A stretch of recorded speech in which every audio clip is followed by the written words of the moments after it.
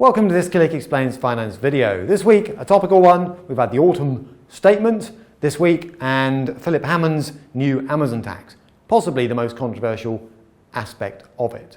So, what is the so-called Amazon tax, as the media have called it, and why has he done it now? What's he done and what are the risks? So, the background is basically this. According to Hammond himself, the rules of the game, the digital game if you like, must evolve now. Quite important that he said now, means the UK is about to step out on a limb if they are to keep up with the emerging digital economy. So in essence, he thinks the digital services world, the Facebooks, the Amazons, the Netflix and the Googles is evolving much faster than the tax rules, and the tax rules need to keep up. He's not happy with the pace of international development on tax, so he wants us to jump in as the UK and go it alone. More about that in a moment. So, the Amazon problem. Now, why are we picking on Amazon? A little bit unfair. They represent one of a group of companies in the eyesights of Philip Hammond, if you like. But nonetheless, Amazon is sort of top of the tree in some ways. Total sales to the UK, according to US filings, around 11 billion in 2017. So critics would say selling a lot of stuff into the UK. The CEO was declared the richest man in modern history by Forbes in 2018. And recently was on course to become the world's first trillion-dollar company by market capitalization. Now, stock market wobble hasn't helped with hitting that target, but Amazon is in many ways the biggest beast in the FANGs jungle, as it's called. So hence the Amazon tax idea. Well, in fairness to Amazon, it applies a lot more widely than just to them, potentially. So, what is the problem? Well, they're accused of paying insufficient UK tax. Now, if you take the UK services company, that's the ones that are incorporated here, if you like, its pre-tax profits were 72 million in 2017, up from 24 in 2016. So, two things there. You might think, well, number one, that doesn't seem like loads of profit to declare on billions of sterling worth of sales. And even if you think that profit number makes sense, then why did its UK tax bill fall from 7.4 million to 4.6 over the same period, most of which has been deferred? So to translate that, it didn't have to write a cheque at the time. And that, to its critics, seems a little odd. Now, how does Amazon do it? Now, I'm not going to go through all the niceties of tax planning and so on, but just to give you a flavour here. So, we pay all taxes required in the UK and every country where we operate. So that's Amazon's response to its critics, if you like. And just to stress, I'm not suggesting for one moment, neither is anyone else that I'm aware, that Amazon is doing anything illegal. What it's doing is structuring its tax affairs in a way that suits Amazon, not surprisingly.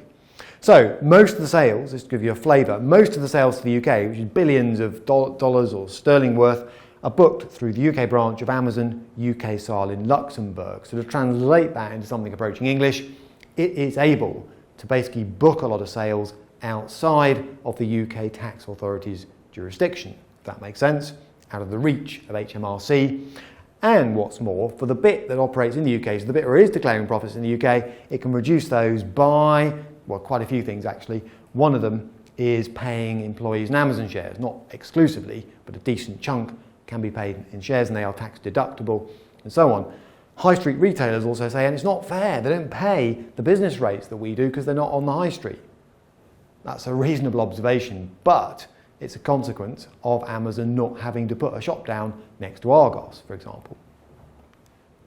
Now, the digital economy challenge, I've hinted at this, and this is not just an Amazon problem, it's, as Philip Hammond would see it, a problem with all these digital economy firms, is what? Well, Amazon actually sells, and it's not alone, few goods from the UK. Because a sale is made through a server, and that can be based anywhere in the world.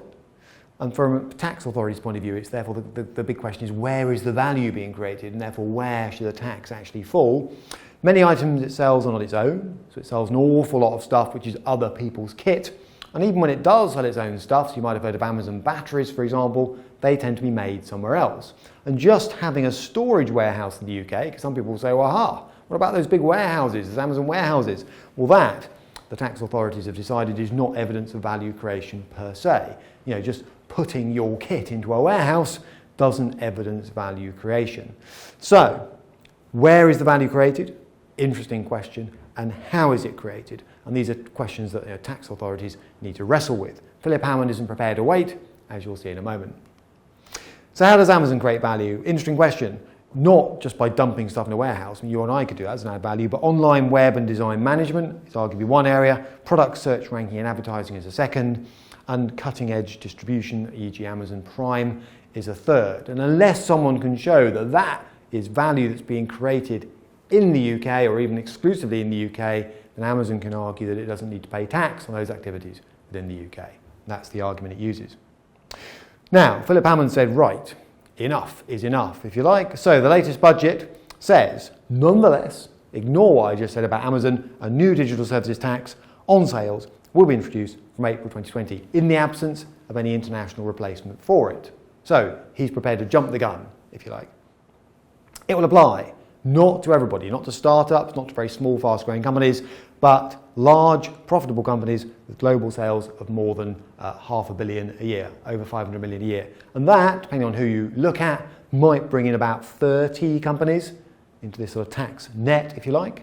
But fortunately, it will exclude an awful lot of the whippersnapper fintechs, if you like, and it will be 2% of revenue from certain activities, which, according to the budget itself, would appear to be search engines, social media platforms, and online marketplaces. So the Facebooks, yes, the Googles, yes, the Amazons, the Netflix, and so on. Now, why has he done this? Because no one else has yet. Well, so why has he acted? I mean, Trump has sort of muttered something about it, but nothing's happened. Well, basically, perceived public unfairness, so he was jumping on the bandwagon, if you like, with the public, saying it's not fair, these are massive companies making billions of dollars worth of sales into the UK and paying peanuts in terms of tax.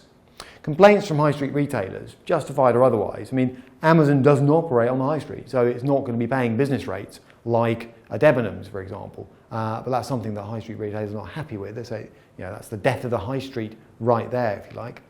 And he needs the money. He made some quite big promises on defence spending, on the NHS, for example, and this could, according to some estimates, raise around 400 million annually if he's able to enforce it.